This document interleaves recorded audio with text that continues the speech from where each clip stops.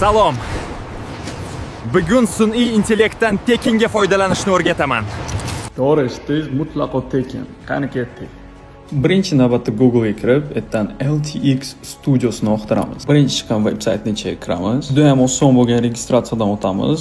Google orqali o'tsangiz ham bo'ladi. Veb-saytning ichiga Start for Free degan knopkani bosamiz. Oldimizga mana bunaqa ekran chiqib keladi. Uni screenshot qilib olib, ChatGPT ga yuklaymiz. Keyin esa YouTube'dan любой virusli rolikni screenshot qilib olib, uni ham ChatGPT ga yuklaymiz.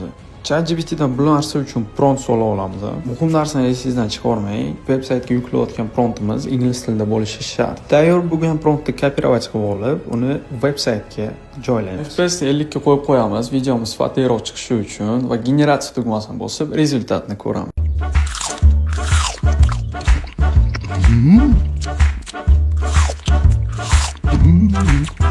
Agar video foydali bo'lgan bo'lsa, obuna bo'l.